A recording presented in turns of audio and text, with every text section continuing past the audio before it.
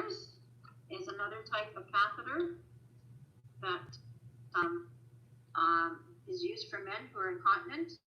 It is the sheath that flies over the penis, and to apply the condom catheter, you want to follow the manufacturer's instructions. Thoroughly wash soap and water and dry the penis before applying the catheter. Condom catheters are self-adhering or applied with elastic tape. Never use the adhesive tape to secure catheter. Okay? So you'll see that on page 711. And the catheter tape tubing has to be put on in a spiral fashion so that there's free flowing of urine to from the area to the drainage bed. Okay. Do I have to go over removing and applying a condom catheter with everyone? Anybody have any questions about it? Please feel free to let me know in chat. Nobody's given, no feedback, we're good. Do I need to go through it? Here, you're good. Anybody else? Ashante? Debbie? Just wait until I get, yeah, we did this, okay, you should be good. So yeah, so just go through this and you should be good. All right, I thought so.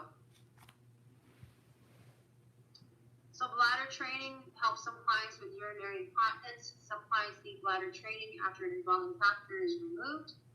Control of urination is the goal of bladder training. You assist with bladder training as directed by the nurse in the care plan and provide privacy and normal position. Do not rush the client. Yeah, I know we've done this chapter, but it is also part of my module 2. So I'm just doing a review. You may need to take urine specimens to collect and prevent and detect disease. Yeah, it's good review because then there may be something that you missed, right? The doctor orders what specimens to collect and the test that is needed. Most specimens are tested in the laboratory. All specimens sent to the laboratory require requisition slips, so you'll have to make sure you have one of those. And some tests, yes, that's right, Debbie. And some tests are done at the bedside. Yeah, because you'll now be emptying catheters, changing condom catheters, measuring urine, checking for clarity, looking for abnormalities. So you'll be doing this on your placement, okay, and in your career, absolutely.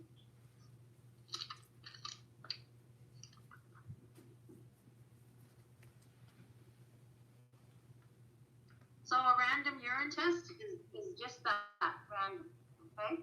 Collected for a routine analysis. So this may be, the doctor may just say, I want a routine specimen done on the client. There's no special preparation it needs to be done. It's just collected anytime during the 24-hour period.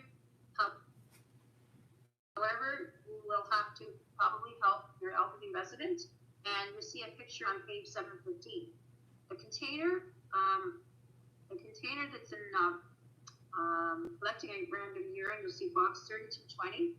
That is a container that you can also use to measure the urine out of a catheter bag. Okay, so for a random urine, you simply would put that in the toilet and assist the client to the bathroom, but make sure that the client does not put any toilet paper in the receptacle, the specimen container that's in a toilet. So give them something to put their toilet paper in, and then make sure you do hand hygiene with them, and then empty the urine into a specimen bottle and bring it to the laboratory. Okay, so that is the way you would do a random urine. Okay, provide for privacy, stay with the resident according to care plan, and pour about 120 mils of urine into the specimen container and dispose of the rest of it. Provide for privacy, hand hygiene, and remove your gloves. Okay, and hand hygiene. The midstream urine specimen is what we call clean voided specimen. For this one, there is a little bit of preparation that's needed. The perineal area is cleaned before collecting the specimen. So to collect this specimen, again, we would give education to the resident. As soon as the client to collect the specimen, the client starts to void into the receptacle, and then they have to stop the stream of urine, and then the sterile specimen container is put in place, and then the client voids into that container until the specimen is obtained. For elderly people and for people who have problems with cognition or mobility, you may have to help a lot more for getting a midstream specimen. So follow your care plan for getting this, because it has to be midstream. So voiding, stopping it, and then catching what's behind the initial stream of urine. Okay, so that's why they call it clean voided specimen or clean catch midstream urine specimen. Okay, so there's a little preparation for that one.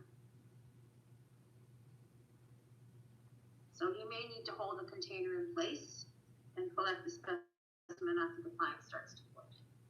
And again, I would review that. Okay. Your 24-hour urine specimen, again, is all urine collected in that 24-hour period.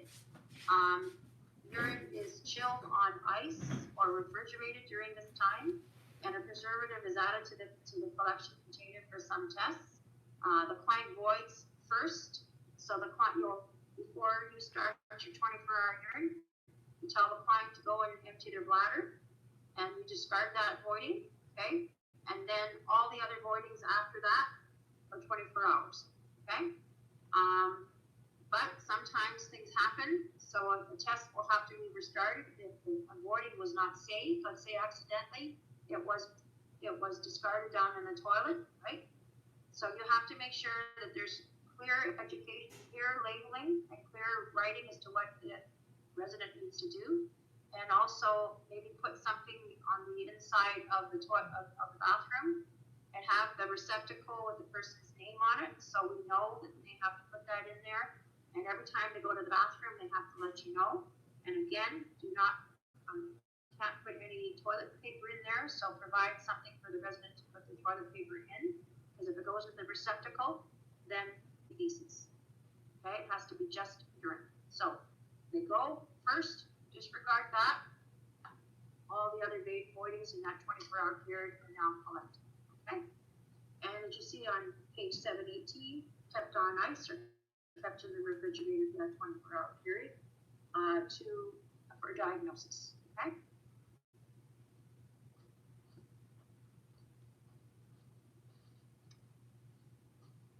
There's special ways to collecting a urine specimen from an infant or a child who's not toilet trained.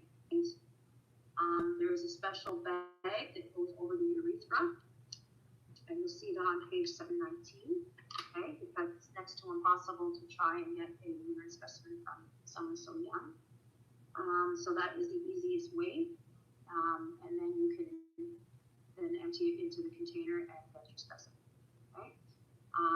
I believe you've gone over this as well.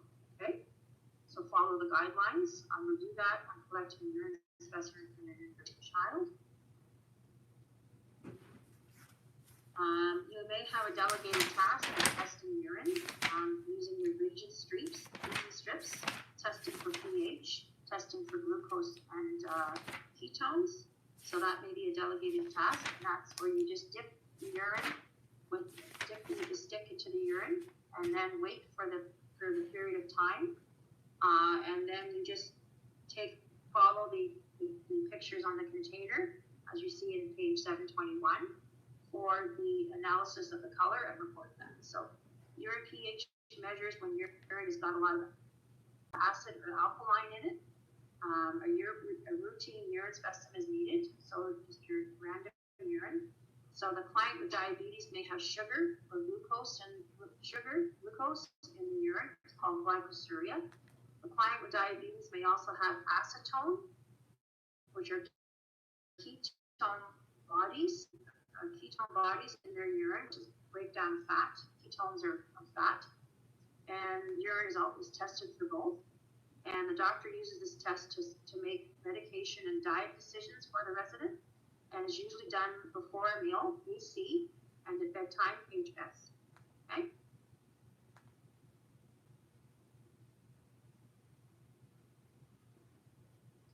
So injury and disease can cause hematuria, blood in the urine. So sometimes blood is seen in urine, but if you remember this word here from way back, occult, which means it's not seen to the naked eye, because the blood is so minuscule in the urine. So then they'll do the dipstick region strip test to see occult blood in urine, and a routine urine specimen is needed. So when you're using region strips, you do not touch the test area on the strip with your finger. As you see in the picture on 7/21, 32, 23. You just dip the strip into the urine and you wait. You compare the strip with the color chart on the bottle, and for accuracy, they'll show you how long you need to wait. So just use your watch for the second required time, and then you just fold the region strip, turn the bottle to the test you're doing, and compare the color. Okay? If this is the first time you've done it and you're unsure, make sure you have your supervisor with you to ask questions to make sure that you understand you're doing it right. Excuse me.